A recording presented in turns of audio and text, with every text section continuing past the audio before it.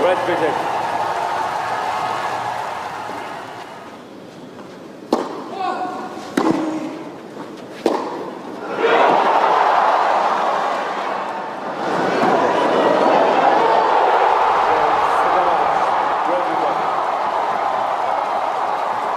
Central 6-3, 7-5, 6-3.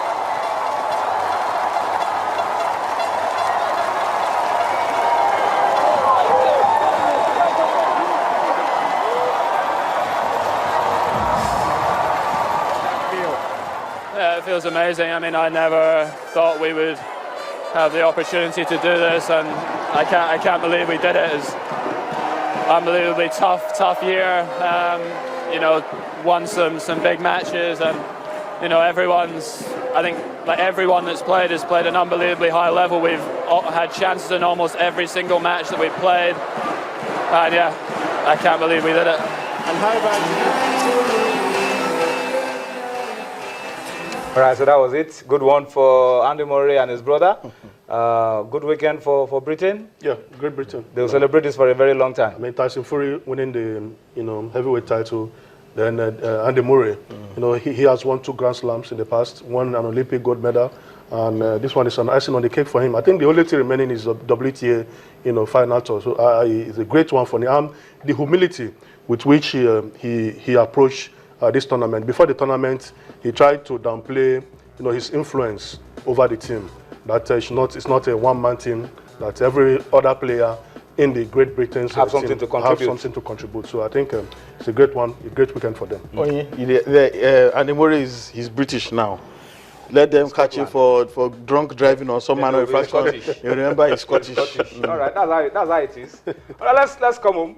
Let's take it to Abuja very quickly. And this time I want to talk badminton. It's the badminton championship in Abuja, the FCT badminton championship that ended over the weekend. And what a tournament it turned out to be. I'm happy that sports like badminton are beginning to get the attention, and we had this tournament in different categories, under 15, under 17, under 19, and it turned out to be such a massive tournament to discover talents that we hope can be nurtured to prominence. We used to be very good in Africa with badminton, but like every other sport, we kept our eyes, lost focus, and now we're struggling.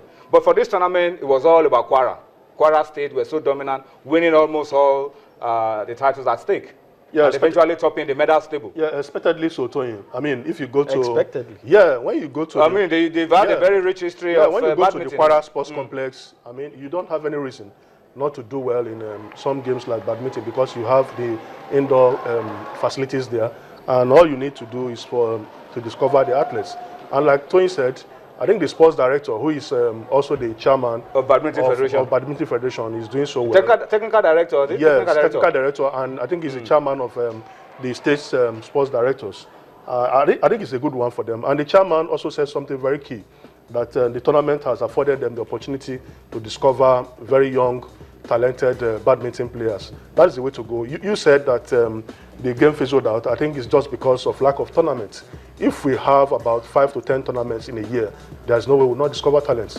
So I think this tournament is a good one. We hope that more tournaments like this will spring up so that these athletes and their coaches will be busy all the time. And they will be able to improve. All right, let's listen to the president of the Nigeria Badminton Federation. We'll come back and continue with the rest of sports tonight. Of the time where you discover new talents that are really good, you might be a little bit handicapped in the sense that the resources, for you to sponsor them, for you to take them out, for you to pay even for their flight tickets, it has always been the problem.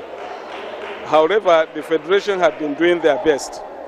We have been trying to see how we can source funds and then ensure that these great talents become champions.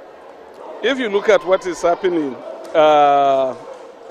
even in the African continent, and I can say even in the world, it's only Nigeria that hosts 2 internationals every year. I think hosting this kind of tournament will really help us improve very well. We should have sponsors, like people who will sponsor some of us out so we can face some other difficult challenges, not just playing within ourselves. And most of the times we're already used to our games and we know who we can win, but when we meet other people, we'll know how hard it is and we'll know more about badminton. All right, so it looks like the future of badminton is bright if we, as the president said, continue to organize this kind of competitions and discover these athletes. And to borrow from what Onye said, these tournaments, if we have them on a regular basis, these athletes will have an opportunity to improve and, of course, to play this game to the to the highest level. All right, let's come to Lagos now and talk table tennis now. And, of course, when we talk table tennis in Lagos at this time of the year, we're talking about the Asoju Oba. Now it's the Asoju Oba Molade Okoya Thomas Table Tennis Championship.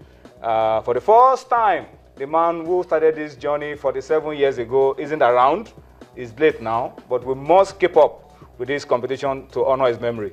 Yeah, I think we all pray to be our legacies to outlive us. Exactly. Yeah, and that is a typical example. You know, I was so happy when I read statement credited to Deji, The son. Okoya Thomas, the son, that they promised their late dad that they're going to continue. He told them. Yes. That when I go, they must continue. Continue.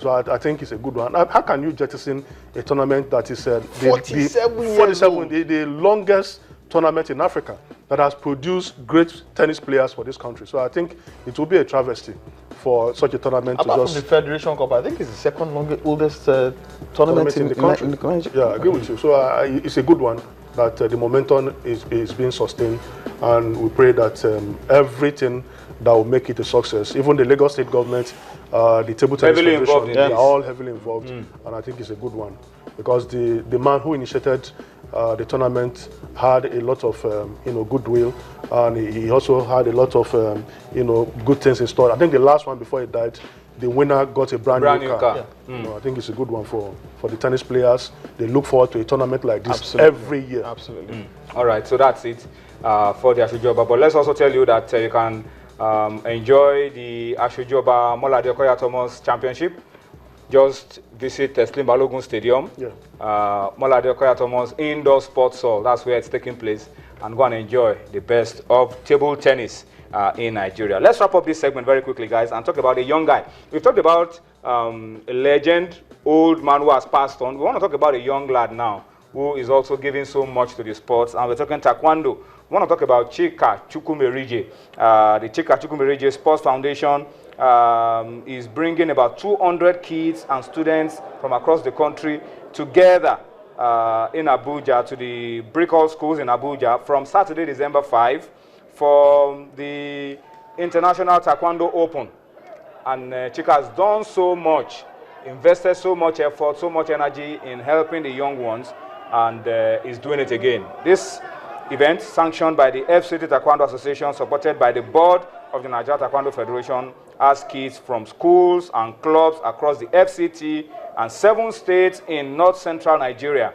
And of course, clubs from states like Benue, Imo, Cross River, Kaduna have also indicated interest to be a part of this program. We can't commend Chika Chukwumerije enough for what he's doing for school sports and for grassroots taekwondo. Brilliant, absolutely brilliant.